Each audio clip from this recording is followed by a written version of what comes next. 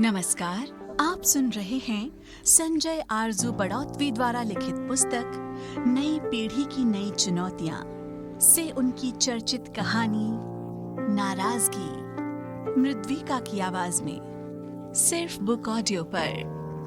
कहानी नाराजगी। दीपक और किरण पिछले 2 साल से बेंगलोर की एक आईटी कंपनी में साथ साथ काम कर रहे थे। साथ ही साथ इन दोनों ने जीवन साथी बनने की भी सोच रखी थी। मगर पिछले 15 दिन से दीपक और किरण के बीच एक छोटी सी बात पर बातचीत क्या बंद हुई, दोनों ने एक दूसरे का नंबर तक ब्लॉक कर दिया। अब दीपक दिन रात एक ही बात सोचता रहता था, उस दिन मैंने किरण को वो छोटी सी बेतुकी सी सलाह क्यों दी। बस इसी आत्मग्लानि से परेशान दीपक अपने आप को कोसता रहता। वो ये भी तो तर्क दे रहा था कि जिस किरण को वो अपना जीवन साथी बनाना चाहता है, उसे एक छोटी सी सलाह भी नहीं दे सकता क्या? ये एक हल्की सी बात पर अगर रिश्ता तोड़ सकती है, तो फिर इसका मतलब किरण को मुझसे प्यार ही नहीं है। झुंझलाते हुए दीपक ने अपने आप से कहा, मगर दीपक का मन ही नहीं मान रहा था।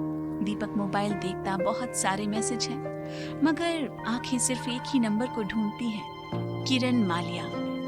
आज से किरण ने भी नौकरी छोड़कर दूसरी कंपनी ज्वाइन कर ली। अब तो दीपक के पास उससे मिलने का मौका और बात करके अपनी स्थिति साफ करने का मौका भी नहीं दिख रहा था। जिस किरण से सुबह से शाम तक बीसियों बार छेड़छाड़ भरी बातें होती थी, दिन भर किरण भी बार बार डीपी पर नए पोज बनाकर अपडेट करती रहती थी। हर डीपी के साथ बातों का सिलसिला चल निकलता। अब किरण की डीपी, बातें सब एकदम बंद, मानो दीपक किसी बंद कोठरी में हो जहां सिर्फ एक ही छेद है, हवा और रोशनी के लिए, और वो था मोबाइल। मगर उस पर लगा ब्लॉक का ताला हर बार दीपक को मायूस ही करता। दीपक कई बार मन ही मन अपनी गलती मान चुका था। हालांकि हर बार मन ये भी कहता, एक सलाह भी नहीं दे सकता तो कैसा रिश्ता। अगर किरण के दिल में प्यार होता तो वो भी तो मुझे कॉल कर सकती थी, वो भी तो मुझे मैसेज कर सकती थी। तभी दीपक को याद आया कि उसने भी एक बार गुस्से में किरण को ब्लॉक किया था। दीपक ने सेटिंग में जाकर देखा तो किरण का नंबर ब्लॉक था। दीपक ने अपने आप को समझाते हुए एक उम्मीद के लिए एक पल सोचे बिना ही अनब्लॉक कर दिया।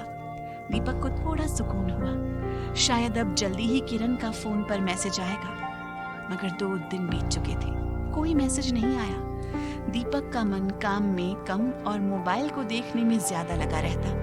दीपक बार बार फेसबुक पर अपने टूटे दिल की बात अपडेट करता। उसे मालूम था किरण उसके मैसेज देख रही होगी, मगर किरण तो मानो अंधेरे गहरे कुएं में कहीं खो गई।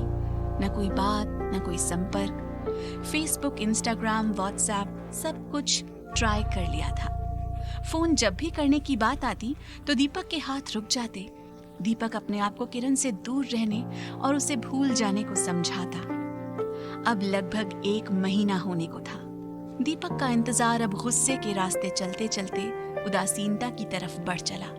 उसने अपने आप को समझा लिया था, अब जैसे किरण को उससे प्यार नहीं है, वो अब किरण का इंतजार भी नहीं करेगा। शादी तो बहुत दूर की बात है, अब तो किरण खुद चलकर भी आएगी तो भी मैं उसे माफ नहीं करूंगा। आखिर समझती क्या है? प्यार अकेले मैंने ही किया था क्या? प्यार तो दोनों ने ही किया होगा। अगर किरण के दिल में प्यार होता तो क्या मेरे लिए इसी तरह नहीं तड़प रही होती? वो तो उल्टे नौकरी छोड़कर चली गई ताकि मुझसे दूर रह सके।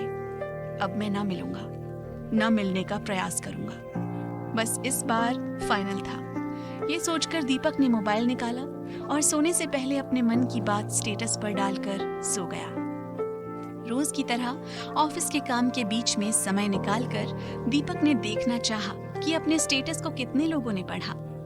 इसी क्रम में उसकी नजरें जिस नाम को ढूंढ रही थी, उसका नाम भी दिखाई दिया। समय लिखा था 29 मिनट पहले। दीपक को मन ही मन सुकून मिला। चलो, मेरे दिल की बात उस तक पहुंची तो सही। अब रोज दीपक जब भी समय मिलता अपना स्टेटस बदलने लगा, और हाँ, स्टेटस पर हर एक बात लिखता जो उसे किरण से कहनी होती। रोज स्टेटस को चेक भी करता। उसने देखा कि किरण भी रोज उसका स्टेटस पढ़ रही थी, मगर कमी थी तो किरण के उत्तर की। रोज रोज के इंतजार के साथ ही दीपक के मन में विद्रोह पनप रहा था। उसने तय कर लिया था कि वो अब किरण से बिल्कुल प्यार नहीं करता है और अब बस वो किरण को ये जताने के लिए स्टेटस अपडेट कर रहा है कि उसने अपने आप को बहुत संभाल लिया है और उसे अब किरण की जरूरत नहीं है। अचानक एक दिन दीपक के स्टेटस पे किरण का जवाब आया, नाइस। दीपक को यकीन नहीं हुआ। दीपक ने रिप्लाई करने की सोची मगर रुक गया। गुस्से से भरे दीपक को मानो सांप सूंघ कर आ। उसने इस एक शब्द को कई बार पढ़ा, मानो इस एक शब्द में वो किरण के एहसास को तलाश रहा है।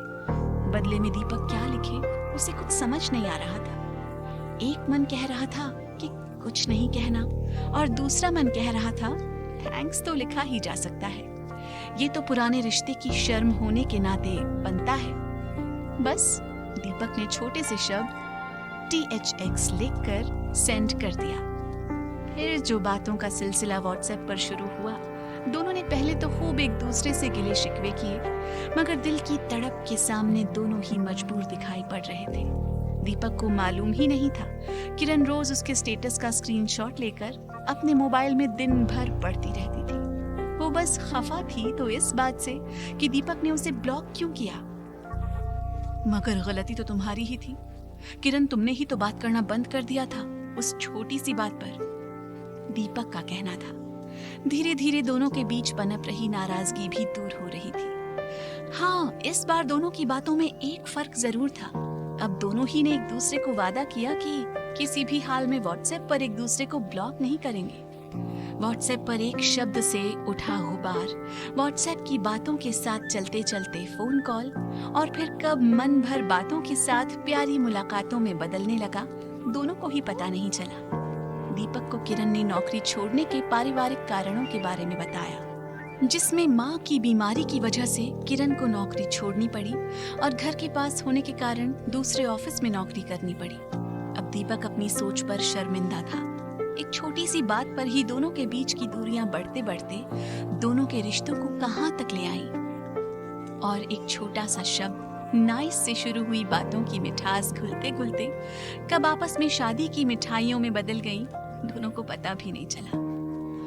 आज हनीमून पर घूमने आए दीपक और किरण बार बार सोच रहे हैं किस तरह तकनीक के इस दौर में नाराजगी भरे निर्णय फटाफट हो जाते हैं, मगर उम्मीद और सच्चे प्यार के लिए इस नई तकनीक ने उतनी जल्द दोनों को मिला भी दिया था।